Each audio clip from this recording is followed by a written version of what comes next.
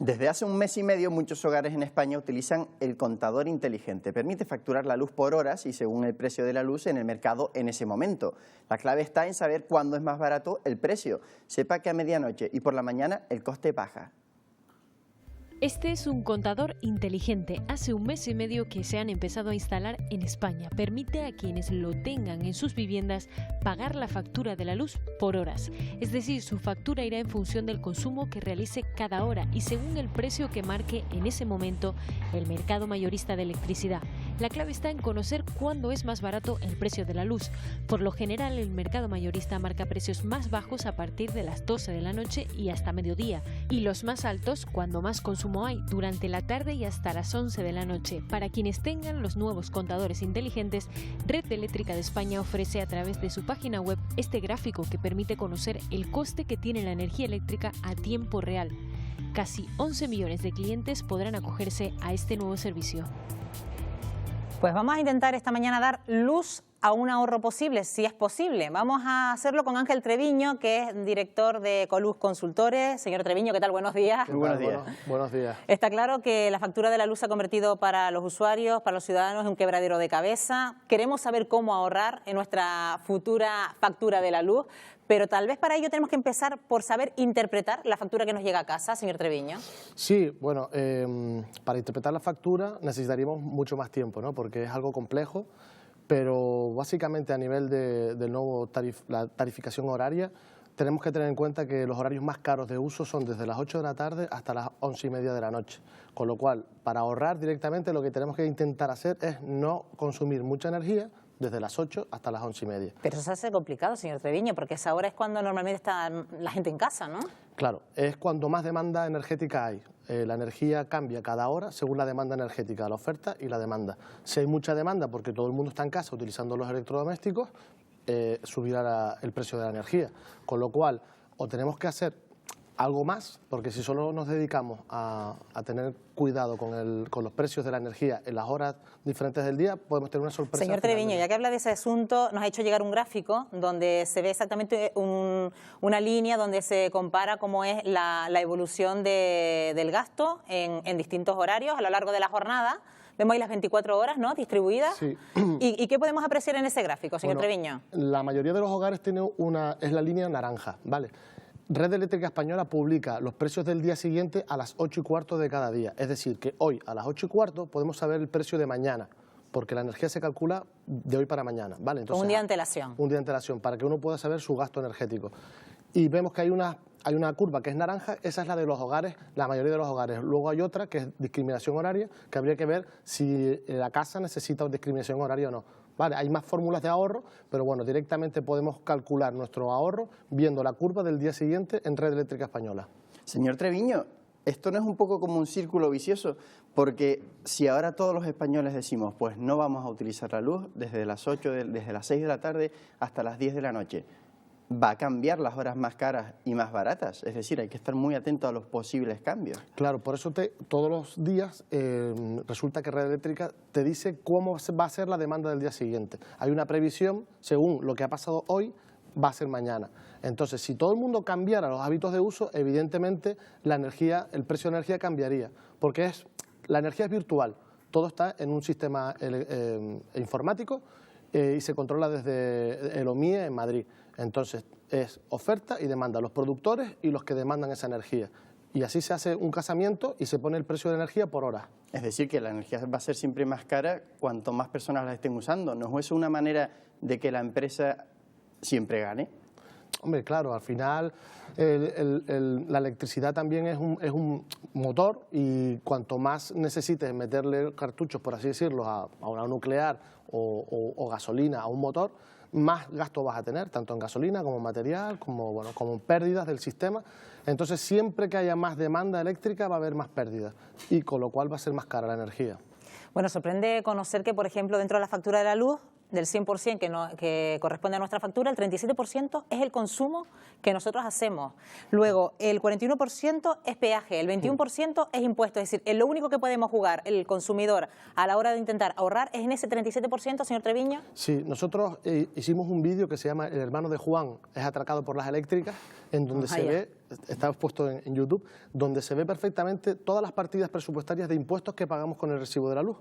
Y van desde la minería, desde la nuclear, desde la fotovoltaica, el CTC, déficit de tarifa, un montón de impuestos, y resulta que más del 55% de lo que pagamos en la factura son impuestos, ¿vale? Entonces nosotros lo que indicamos es, en nuestra empresa, en Ecoluz, que hay que hacer un sistema de reparto equitativo. El que más tiene, multinacionales, que gastan muchísima luz, pagan el mismo impuesto que una panadería que acaba de abrir.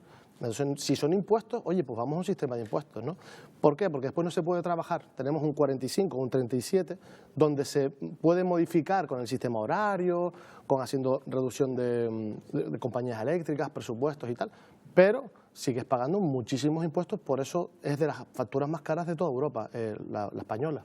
Si yo como consumidor me planteo, bueno, pues voy a comparar precios con otras compañías, pero después vemos que las diferencias no son tan grandes, señor Treviño. No es lo mismo que cuando hacemos comparativas de seguros de coche, donde vemos que hay diferencias muy espaciadas entre unas y otras, y sin embargo en las compañías eléctricas no hay tanta, ¿no? Vale. ¿Se ponen de acuerdo en precios, en competencia? ¿Hay tanta competencia en este sector? Desde el 2008... Antiguamente, desde el 2008 todo el mundo tiene que comprar la energía a través de una comercializadora. Antiguamente no, antiguamente comprabas la energía directamente a la distribuidora, al quien te ponía el contador, pero ahora han puesto una figura intermedia que se llama comercializadora. Todo el mundo tiene que comprar allí, excepto en los hogares. En los hogares puedes comprar directamente a la distribuidora sin penalización.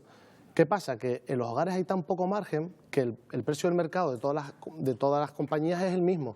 Y lo único que hacen las diferentes compañías es, al precio publicado por el Red Eléctrica Española, le aplican una comisión. Eso es lo que hace una comercializadora, es un agente entre el cliente final y el mercado eléctrico. Y es de obligado cumplimiento, por así decirlo, contratar a través de la comercializadora. Por eso hay un montón de comercializadoras. Hay más de 300 comercializadoras dadas de alta en España como compañías eléctricas comercializadoras de energía, ¿no? Y bueno, en hogares el rango es tan pequeño que casi no hay diferencia, pero sin embargo en empresas sí hay mucho más recorrido en ahorro en cuanto a compañías eléctricas.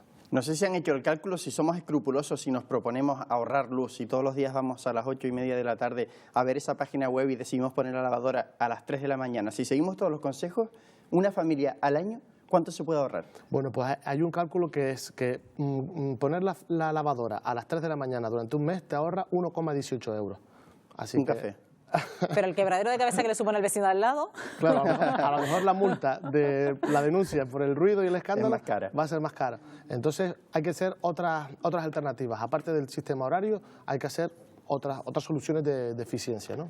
Y al contrario, si no atendemos a las especificaciones horarias, ponemos la lavadora a las 8:30 de la tarde, ¿vamos a pagar mucho más de lo que estamos pagando hasta ahora? Exacto, porque como va a ser las horas más caras, nos podemos dar una sorpresa a final de mes. Entonces hay que tener otras alternativas, como puede ser iluminación LED, puede ser cambios de compañía en determinados momentos, ver si la potencia que tenemos en casa está sobredimensionada o no, porque a veces tenemos una potencia que no estamos utilizando. Hay que hacer un buen uso de los electrodomésticos, apagar los stand-by, utilizar lo menos posible el horno, que es una de las cosas que más gasto tiene. Y bueno, un poco de sentido común a nivel del gasto, dejar luces encendidas, etcétera, nos podrá hacer ahorrar en consumo, con lo cual al final de mes podemos compensar el nuevo sistema horario y poder vivir, por así decirlo, en un sistema normal de utilizar la energía cuando estás en casa con tranquilidad. ¿Cómo saber si nuestra potencia es la que se adecua a nuestros hogares?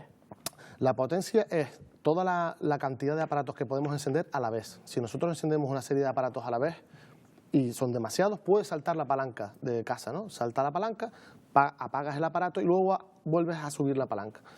Tenemos que hacer un cálculo de cuántos aparatos podemos encender a la vez o el uso normal, y con ese cálculo podemos saber la potencia que tenemos que calcular, ¿vale? La potencia simplemente es, por así decirlo, el ancho de banda que nos permite bajar al máximo la cantidad de electrodomésticos al máximo que podemos utilizar. Es simplemente eso.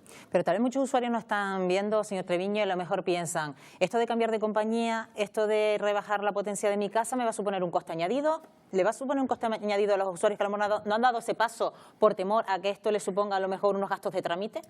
En cambios de compañía no hay absolutamente ningún gasto. Al contrario, es recomendable en algunos casos. En los hogares hay que mirarlo porque la tarifa horaria puede seguir siendo ventajosa comparado con otras tarifas, ¿vale? Hay que mirarlo.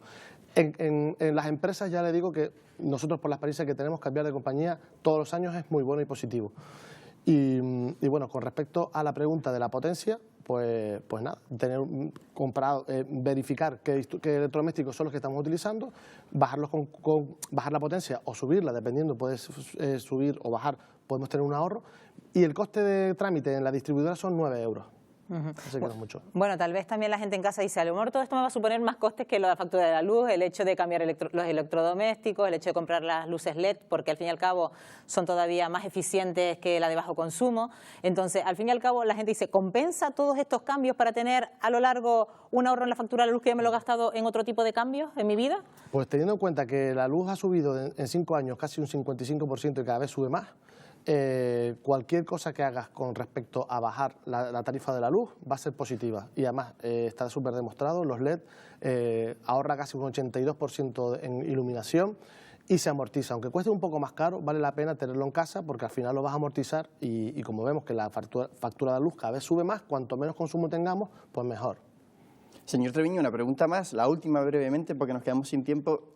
Es inevitable compararse, aunque dicen que las comparaciones son odiosas. Ha dicho usted que el 75% de nuestra factura de la luz son impuestos. ¿Ocurre lo mismo en los países de nuestro entorno? ¿Cuánto paga en impuestos un portugués, un francés o un italiano? ¿O estamos por encima de la media europea? Estamos por encima, es un 55. El estudio que nosotros hicimos, que se ve en el YouTube, el hermano de Juan es atracado por las eléctricas, es un 55% de impuestos.